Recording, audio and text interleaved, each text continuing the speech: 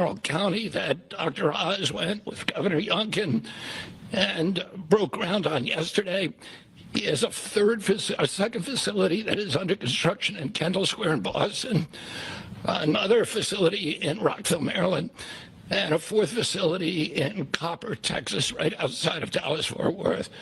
And he's got plans for building many more in this country, thanks to the president's leadership, to the tariffs, and to the common sense the president has demonstrated in his own commitment to make drug prices lower for hardworking Americans. So I want to thank the president for your visionary leadership. I want to thank Dr. Oz for his part, and Marty McCary in negotiating this deal, Dr. Heidi Overton, Theo Merkel, Chris Klump, and John Brooks, who all played critical parts in the negotiation.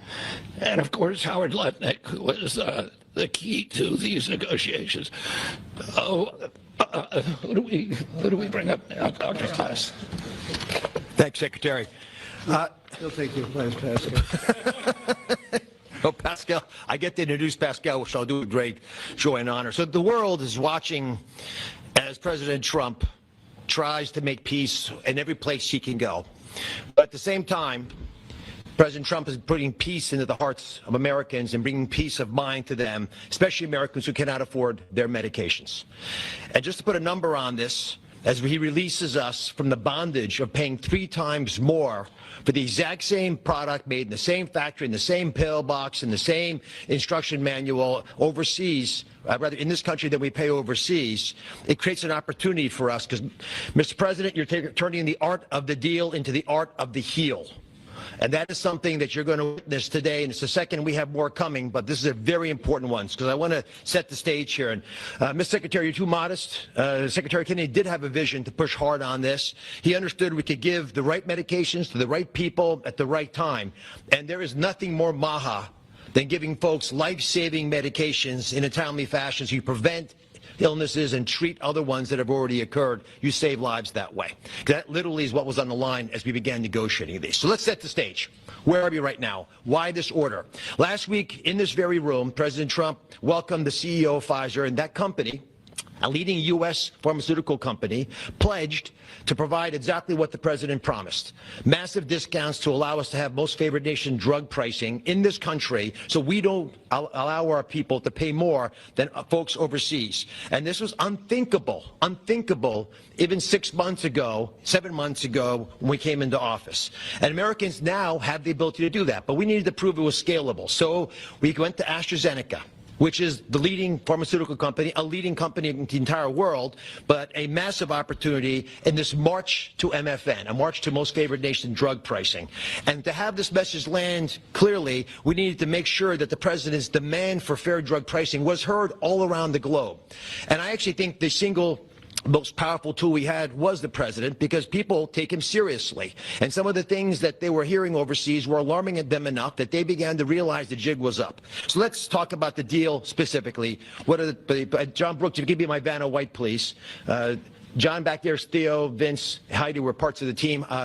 There are other members of the team I'll speak of in a second. So these are the 5 deal points. This is what Trump RX, by the way, which just launched, TrumpRx.gov, which was a unanimous name, by the way, Mr. President. He was not involved in picking the name, but it was not a difficult one to land on. We thought it had a catchy element to it. All primary care medications sold by AstraZeneca are going to be available on Trump RX, which means no more gaming, no more middlemen. Starting early next year, when you go to the website, you'll be able to see a marketplace. We're not selling the drugs. We're just making information available to everyone so you go to the right place to buy the right medication. Second, drugs for lung diseases are discounted massively, and that's over here on this line. The president highlighted 650%. They're significant discounts, and these are medications. We just picked the ones for lung disease and one for metabolic syndrome, diabetes, but there are others that are included. We have most favored nation pricing for everyone who is on Medicaid in this country. That's why Governor Youngkin is able to do backflips with his nimble 6'6" physique, because for governors, this is a massive problem. If Medicaid prices continue going up, it crowds out other social services, which he'll speak to. We also have MFN for all new prescription drugs. Mr. President, by the time this term is done, 95% of all drugs sold in America, branded drugs and generic, will be available at a most favored nation drug pricing. Americans are going to benefit if the prices drop abroad, so Secretary Lutnick is going to make sure that if we get better prices for these companies from our partner countries overseas, the American people see those benefits, and there's going to be onshoring of manufacturing. And as has been mentioned, I stood with Governor Youngkin and Pascal Soriot as we broke ground yesterday in Charlottesville, Virginia, a massive $4 billion facility. That's the hard hat, Mr. President. I know you like construction, so that was all I could bring back. But there was a lot of remarkable energy. And here's what that event really does. It sends a signal. It sends a signal for all countries around the world to stop freeloading off American innovation. It's done. It's not going to happen anymore with this president. And if you aren't picking up your end of the bargain, then you're going to be welcoming a lot of more companies to leave your shores and allow us to welcome them into our shores as they open up manufacturing facilities here. And for all the pharmaceutical companies out there, we're talking to all of you, pick up a shovel. This is a great place to build a facility, as AstraZeneca has shown us, and I think it has a wonderful opportunity in the future as well as this country continues to support the innovation Secretary Kennedy spoke about, because we're not compromising that at all. We're just getting fair prices for the American people. To the team, tough negotiations, Mr. President. You know how hard they can be. You can't get there without world-class negotiators, and we are blessed by individuals to work with the AstraZeneca team who are killers, head-to-head. And why? Because talented people out of the private sector are coming into government to serve this president in a generational opportunity that they feel in their heart will make a difference. John Brooks is part of that team, Chris Klump, Inma Hernandez, numerous other folks contributed as well. But we're open for business, and if you want a great position and a patriot like the folks who negotiated these deals, please consider coming with us, because the president has made it clear that you will make a difference in government. Finally, I want to thank Pascal Soriot. Pascal is an interesting, almost enigmatic individual. He's a CEO of AstraZeneca. He is born in France, Australian citizen, knighted in Great Britain, running their largest pharmaceutical company. So you figure out the lineage. But one thing I know is a very, very smart man who came here early on, took the president seriously, and he recognized the inherent unfairness of the European model of global freeloading off our innovation. He appreciated the challenge, and he wanted to be part of the solution. So Pascal, take it away. Thank you so much. So, President Trump, it is really a pleasure to see you again, since I had a chance to meet you last time you visited the UK for your state visit. I know the King actually kept you late during the night, during your visit, late up at night. And I must thank you, actually, for returning the favor. I can tell you, you've kept me up at night, and my team as well. But it has been really worth it. It's been worth it because today I'm really excited to announce AstraZeneca's commitment to your vision for a healthy America. Great leadership is about having an ambitious vision that can energize people, and you appoint a very talented team that can deliver on this. Your vision is exactly that.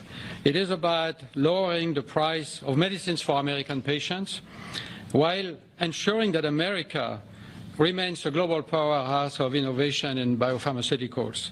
And that's not easy to do. We need to keep inventing the technologies and the products that will cure disease. But you actually gave us a key, equalization. That's an important word. Yeah. You've assembled a remarkable team, actually, that together with us found a way to deliver on your vision. I would like to thank you, Mr. President, for your collaborative and your trusting approach throughout the discussion that led to this agreement. In addition, I would like to thank Secretary Lutnick, I'd like to thank Secretary Kennedy, Dr. Oz, and the CMS team, in particular John Brooks, who is here today, but also Chris Klump, for their very straightforward approach and their collaborative work that, together with my great team at AstraZeneca, enabled us to deliver this agreement today.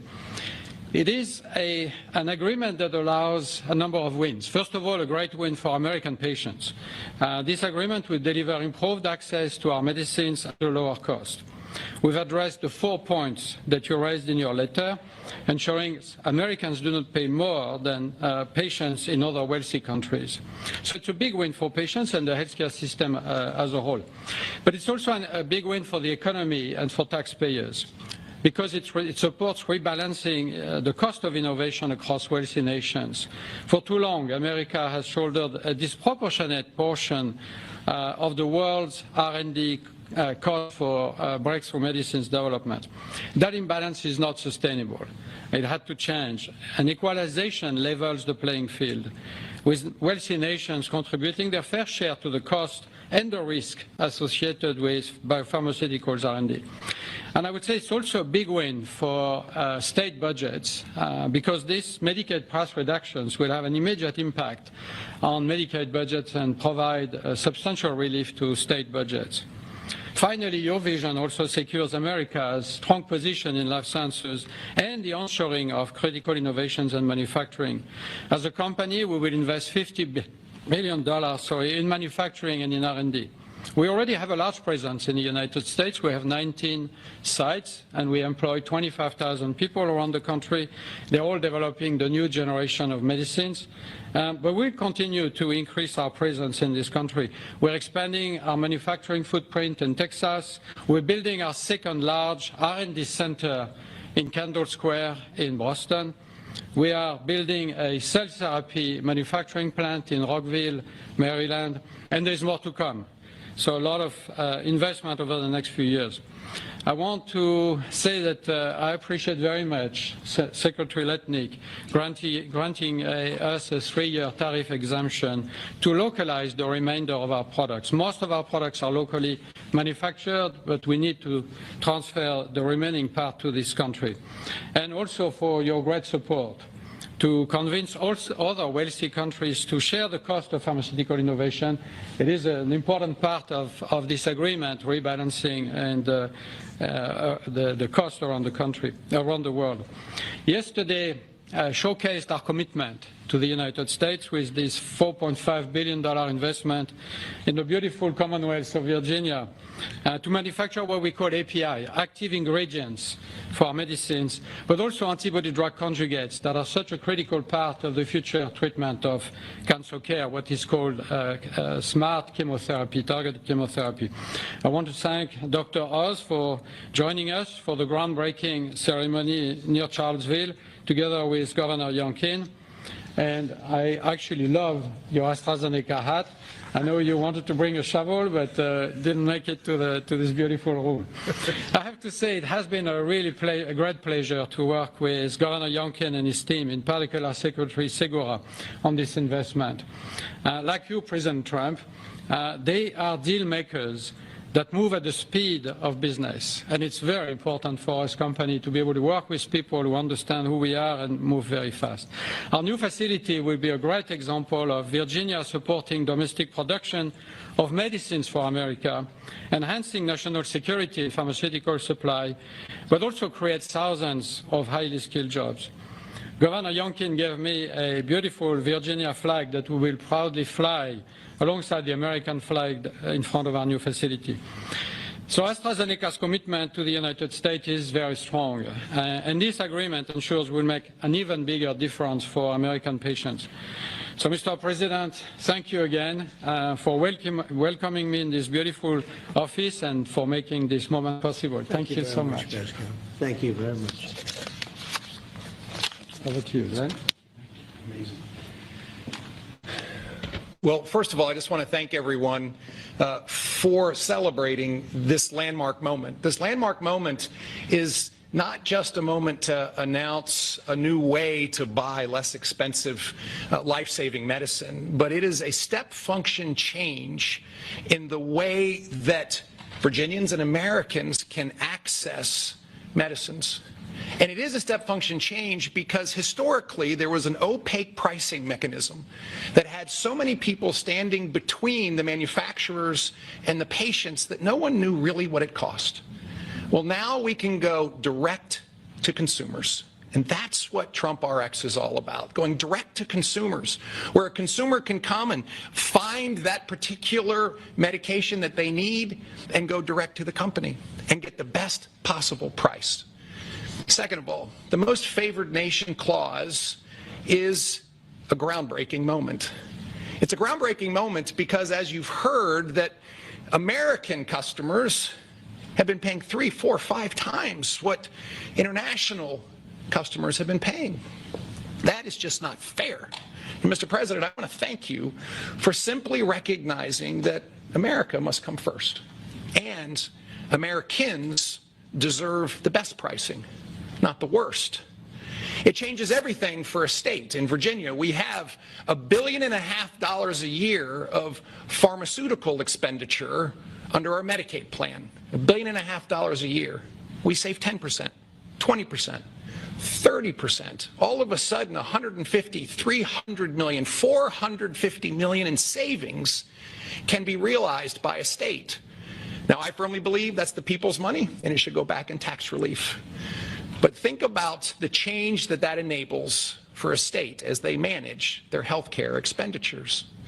Finally, Mr. President, you have driven a reshoring of critical supply chains that no one thought could happen. The industries that everyone thought were lost are now coming home, and with pharmaceutical manufacturing and active pharmaceutical ingredients particularly coming back to America, it changes everything. It's an economic moment for us. Yes, $4.5 billion into the Virginia economy, and that will in fact translate into $3 or $4 of extra economic impact for every dollar that is spent. 3,600 great paying jobs. But it's even more than that. This is a national security moment.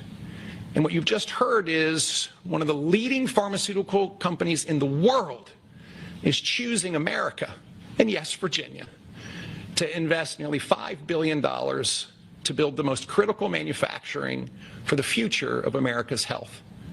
That's not just a single example. It's happening all over. And in fact, in Virginia, Mr. President, we've been blessed with nearly $10 billion of commitments to build new pharmaceutical manufacturing in the great Commonwealth of Virginia.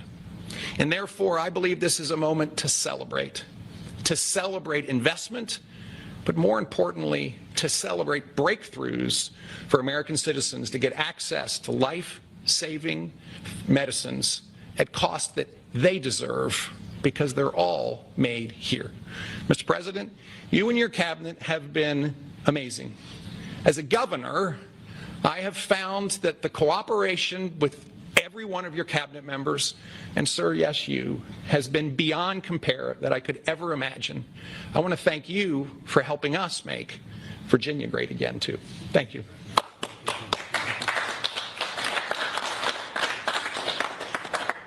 So we have, at this moment, I think we just cracked $18 trillion in commitments and investments in our country. As an example, the last administration was far less than $1 trillion for 4 years. We're at plus $18 trillion for 8 months. There's never been anything like it in history, in any country, anywhere in the world, so that's great. But maybe for purposes of this, more importantly, we're going to bring drug prices down at numbers that nobody ever thought possible, Glenn. I think nobody ever even thought it was possible. So we're going to be doing a lot of business, but we're going to be also numbers that when you're 2, 3, 4, 500% less. I just noticed one of them over here, 654% discount. 654. The laggard is 98%, right? 9 is at what? Wow, 96, 230%, but 654, and we have some that top that by a lot. So it's really going to be incredible, and that's going to be so good for Medicaid and Medicare and everything. Frankly, for your life, it's going to be so good.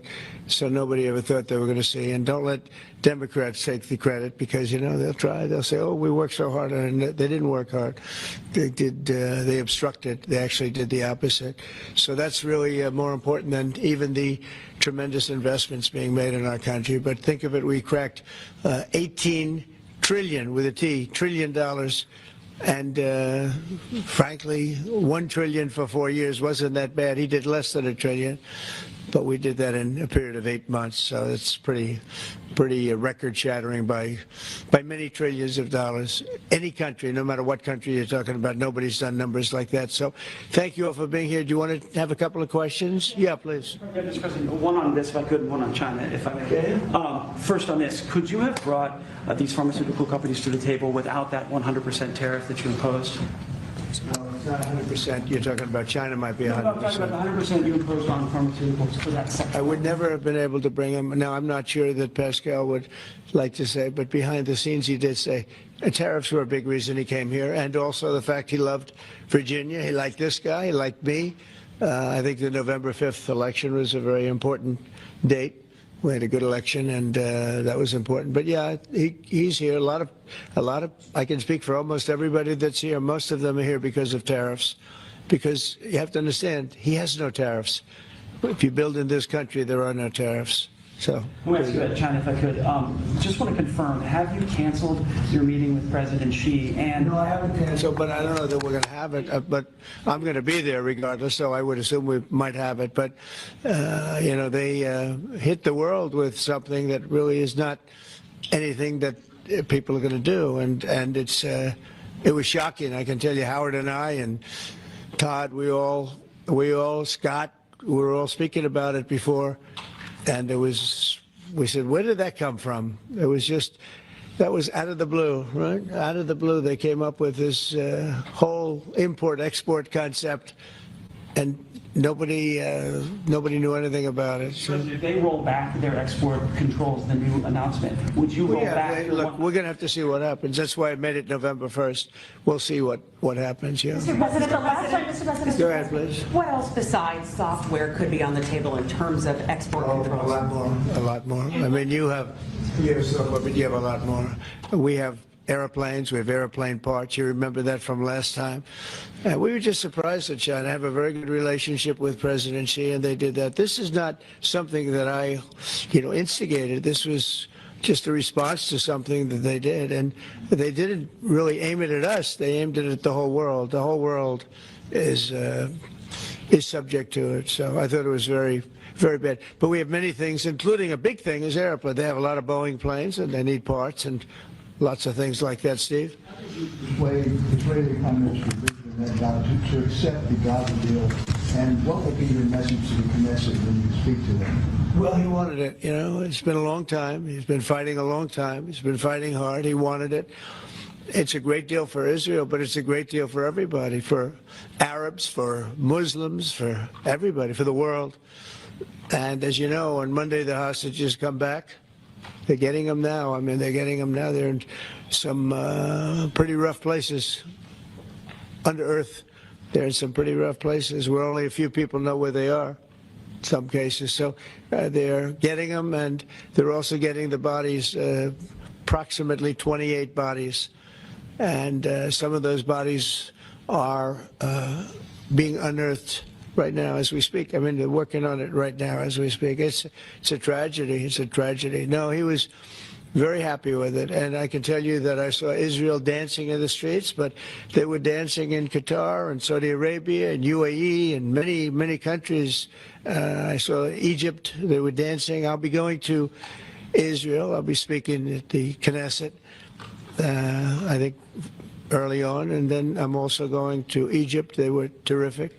But all of the countries were great. Indonesia was great. Jordan was great. They were all great. Everybody wants this deal to happen.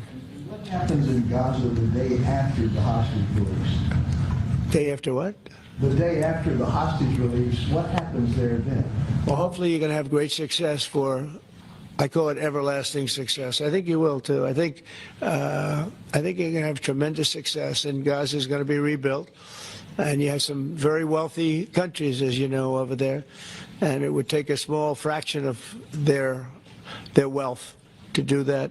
But and I think they want to do it. And we're also setting up, as you know, a board of peace. It's called the Board of Peace. I don't know if that's the final name, but the word peace is definitely in there. They have asked me if I chair it.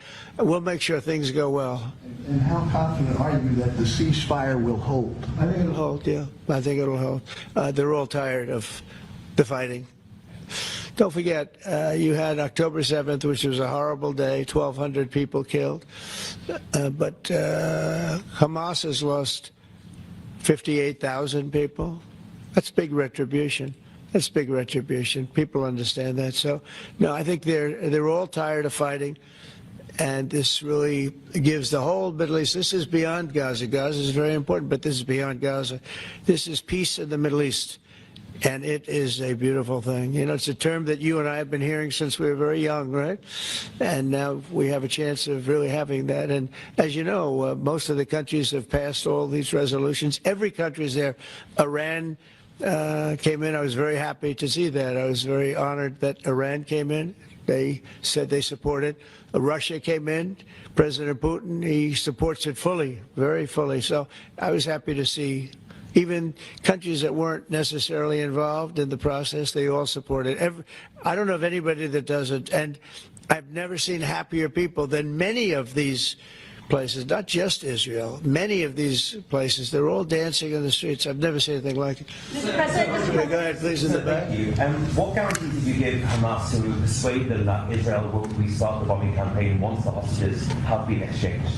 What did I do with respect to them? Well, you know, I spoke a little bit tough, and that's what would happen. I mean, you have to speak tough. That's a tough world. That's a tough, as they say, neighborhood.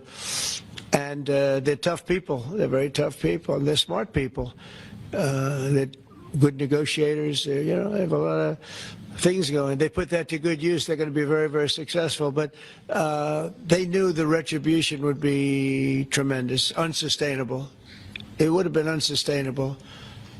It would have been complete obliteration, and they didn't want that. And nobody wants it at this point. They want to get on with, you know, rebuilding the entire Middle East. It's not only Gaza. It's going to be the entire Middle East. They're going to be able to live in peace. Now, we have some little hot spots, but they're very small. You know the ones I'm talking about. They're very small. They'll be very easy to put out. Those fires are going to be put out very quickly. Yes, ma'am. Thank you, Mr. President. Talking about the Middle East still, going to the phases that come after this first phase, is there a consensus on the additional points in your plan, or are the details still being fine-tuned? I think there is consensus on most of it, and some of the details, like anything else, will be worked out, because you'll find out that when you're sitting in a beautiful room in Egypt, you know, it's easy to work something out, but then sometimes it doesn't work from a practical standpoint. So certain little things, but for the most part, there's consensus, yes. Do you intend to hash that out when you're in Egypt? I might, yeah. I mean, I'll be there because I'll be going to, I'll go to Cairo. I think that's where we're going, as opposed to the place of the signing. And we have a lot of leaders from all over the world coming too. I know they've been invited. And then I'm coming back, I believe it's Tuesday night, for Charlie Kirk, a friend of mine, a friend of all of ours, a friend of a lot of the people right here. And we're giving him the Presidential Medal of Freedom, which is the highest honor you get outside of the Congressional Medal of Honor. One's military, one's civilian, but it's the greatest honor. And Erica's beautiful wife is going to be here, and a lot of people are going to be here. So, you know, it's not easy for me to get back. It's a very quick trip. But I'll be making 2 major stops, and then I'll be on the plane trying to get back in time for Charlie. They're going to have a great celebration at the White House, in the East Room of the White House. Mr. President, Russell Vogt said the reductions in force have begun related to this shutdown. How many layoffs have you authorized for this first round, and from which agencies? And it'll be Democrat-oriented, because we figure, you know, they started this thing, so they should be Democrat-oriented. It'll be a lot, and we'll announce the numbers over the next couple of days, but it'll be a lot of people, all because of the Democrats. I mean, they want to give $1.5 trillion to people that came into the country illegally. More important than that, because we all have a big heart. We want people to be taken care of. But, you know, we have 0 people coming in. You know that, Glenn, right? That's a pretty impressive number, even for a successful governor. But we've had, for the last 4 months, 0 people coming in illegally. They're coming in, but they're coming in legally. They're coming in through a process that's really a really good process right now, because we want people to come in, but they have to come in legally. So what we're doing is, as these different groups come due, we're going to make a determination. Do we want them or not? And I must tell you, a lot of them happen to be Democrat-oriented. These are people that the Democrats wanted, that in many cases were not appropriate. We fought them at the time, and it was ultimately signed in. And some of these people, these are largely people that the Democrats want, Many of them will be fired. Yes, please, behind. The Nobel Peace Prize was announced this morning. Your thoughts? Which one? The Nobel Peace Prize. Your thoughts? Look, including a very big one, and I'm not sure, when you say big, it's certainly, I think, to the mind of most, the most important deal ever made in terms of peace. But the one we just signed, it's been signed, sealed, and it's going to start taking place now. It's already started. Monday's going to be a very big day when the hostages come back. But I made 8 deals, transactions of wars. One was 31 years going on. 10 million people were killed. One was 34 years. One was 36, 37. One was 10. One was just starting. 2 were just starting, actually, but they were well on their way. In the case of India and Pakistan, 7 planes were shot down. It was a bad one. And I did it largely through trade. I mean, that one, numerous of them. I talked tariffs. I said, look, if you're going to do that, we're going to put very big tariffs on your country. And they were both great. They stopped fighting, and there were 2 nuclear powers. So, they're all big. They're every one of them big. You take a look at the Congo. You take a look at the Congo and Rwanda. 10 million people killed over a long period of time. Got that one solved. We did a total of 8 as of this. 2 days ago, I would have said 7, which I did say, but the other one was signed up, sealed. As you know, Israel signed it just now. They signed it and they approved it today, their parliament. And it's a great honor to be involved with so many. So the person who actually got the Nobel Prize called me and said, I'm accepting this in honor of you because you really deserved it. A very nice thing to do. I didn't say then give it to me, though. I think she might have. She was very nice, and I've been helping her along the way. They need a lot of help in Venezuela. It's a basic disaster. So, and you could also say it was given out for 24, and I was running for office in 24. All of the transactions that we did in terms of closing, but there are those that say we did so much that they should have done it, but I don't take. I'm happy because I saved millions of lives, many millions of lives. And speaking of somebody that saves lives, don't ever play golf with him because Keegan Bradley just walked in, one of the greatest golfers in the world, the captain of the Ryder Cup. And man, I'll tell you, you did a good job. You almost came back. I turned on. I said, I sort of turned off. It wasn't looking good, and then a little while later, I turned on. I said, you guys might make, that would have been the miracle. What a great job. He's respected by those golfers like nobody. And I just want to compliment you, Keegan. That was an incredible job. Right here, we have a lot of unfriendly fake news media. And he's not used to that. He's used to getting only good publicity, I think, Howard. These are all golfers. But you're some golfer, I'll tell you that, and some leader. Thank you very much. Great job. Thank you, Keegan. Mr. President, on China. Yeah, please. On immigration, ICE are making arrests, target arrests at courthouses in New York City and around the country. Arresting criminals, that's right. Yeah, go ahead. I'm happy about it. I want them to arrest criminals. And if you take a look at D.C., a year ago, D.C. was our great capital, was a very unsafe place. You know that. Some of you were mugged, and talk openly about it. Some of the media was mugged. But right now, D.C. is one of the safest places in the whole country. The restaurants are booming. They're opening up new restaurants. The restaurants are all closing. Now you can't get into a restaurant. They're opening up new restaurants. It took 12 days for us. We sent in not politically correct military. We sent them in based on merit. We won the case in the Supreme Court. Everything now is based on merit. Our country was founded on things based on merit. Like Keegan Bradley's not going to be playing golf if he wasn't a great player. If he shoots lower scores, boy, there's no more merit system than that one, Keegan, right? If you miss a putt, they don't say, oh, that's okay, let's take it again, do they? No, it's based on merit. Everything's based on merit. And we're back to the merit system. And when they saw that military is all about merit. They're big, strong people that they're patriots too. And you take a look at D.C. and now we're in Memphis, and Memphis was really crime-ridden. It was terrible. A lot of people being killed. And They say in 12 days, they can't even believe how much better it is. And it'll take probably a month over there. And we're heading to Chicago because we want to save Chicago. Do you know they had over 4,000 people killed in Chicago over a short 4,000 people. And I have to watch this slob of a governor stand up and say that, well, everything's okay. We've got it under control. They had 4,000 people murdered over a very short period of time.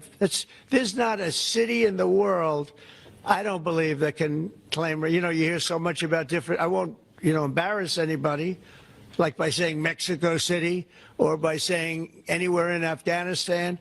There's no place like that. And then I have to listen to the mayor who's got a 5% approval rate, maybe less. He's an incompetent man. And the governor's an incompetent guy. He's a guy that was thrown out of his family business like a dog. And I know his family very well. And now he's a governor. And when I watch him trying to say that it's okay, we have crime under control, lost 4,000 people over a very short period of time. I believe it's like 6,000, 7,000 people were shot, but didn't die. But 4,000 people died. And then he gets up and talks about how it's not a problem. Or Portland, Oregon. I mean, every time I look at that place, the place is burning down. There's fires all over the place. When a store owner, there are very few of them left, but when a store owner rebuilds a store, they build it out of plywood, and they don't put up storefronts anymore. They just put wood up because they know it's going to be ripped down. And then I hear how wonderful it is. It's not wonderful. It's a disaster. That's almost an insurrection, that place. So we put our people in there, and they do the job, and they've really done the job. And the beautiful thing is we've done it. 12 days we had this place safe, and now it's, I would say within a month it was beautiful, and it continues to be. That was 3 months ago. I'll tell you, D.C. now is one of the hottest places, just like this country. We were a dead country, and you've heard me say it 100 times. We were a dead country. King of Saudi Arabia said it. Others say the Emir of Qatar said it. Many, UAE said it. The leader, great leader, UAE, all great leaders, they said effectively the same thing. 1 year ago, we had a dead country.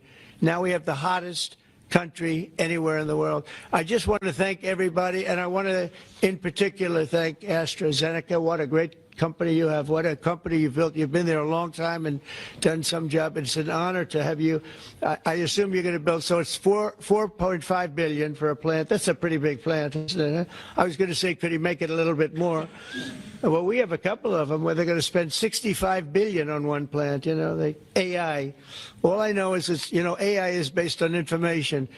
I hope they're right about information. I don't know. You got to make a lot of money there's got to be a lot of information out there, but that seems to be pretty hot. But we have a lot. We're leading the world on information on AI, as you know, by a lot. It's not even close. So we're doing a job. And I want to thank everybody, but in particular, Pascal, thank you very much. It's a great honor. Thank you. Thank you. Thank you, everybody. Have a good time. Thank you, Brad. Let's go. Thank you. Thanks, guys. Thank you. Thank you, Brad.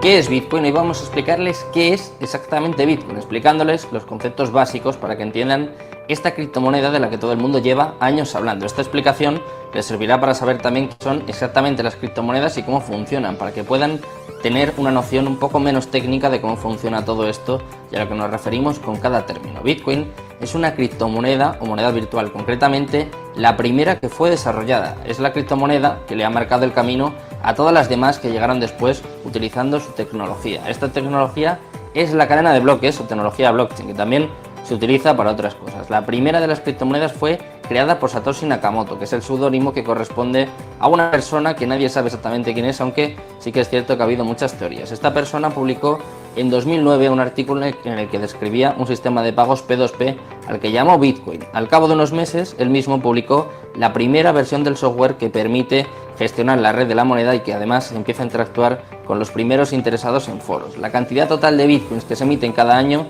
está determinada por su algoritmo y pasa lo mismo con el resto de criptomonedas. Bitcoin está desarrollado para que cada 4 años se reduzca por 2 su producción y para que solo se emitan un total de 21 millones de bitcoins. Después simplemente dejarán de crearse. Esto es una diferencia fundamental con las monedas convencionales, puesto que los bancos modifican su valor a su libre albedrío. Por lo tanto, las monedas se pueden devaluar, mientras que Bitcoin quiere ofrecer algo más de estabilidad. En definitiva, entre los usos más destacados de Bitcoin cabe mencionar los siguientes, como por ejemplo pagar utilizando estas propias criptomonedas, obtener intereses por los bitcoins que poseas, algo similar al concepto de un depósito bancario, también obtener un préstamo utilizando como garantía tus bitcoins, cubrir tu exposición financiera con derivados en mercados regulados y por último obtener réditos de inversión mediante la compraventa de bitcoins, al ser un activo que teóricamente tiende a revalorizarse en un escenario de demanda constante.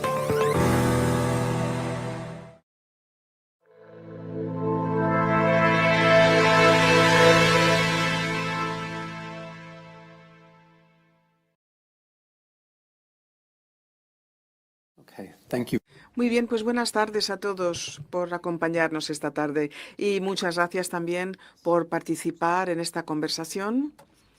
La verdad es que a mí me resulta muy importante que sea efectivamente una conversación. Confío en que haya preguntas. Y lo digo no a título formal. Hay una cosa en la que creo firmemente cuando pensamos en la libertad, y es que ninguna persona tiene toda la razón cuando habla acerca de la libertad. Podemos hablar, pero no llegaremos a una conclusión lógica, única, ¿verdad? Es más, algo que yo creo que falla acerca de las conversaciones que sí que mantenemos acerca de la libertad hoy día es que tienden a ser participadas en personas que están convencidas de que tienen toda la razón, que están absolutamente seguras de que es su libertad la que importa. Están seguras al 100% de que lo que ellos quieren son exactamente las cosas que se merecen conseguir. Lo que voy a recalcar en esta ponencia es que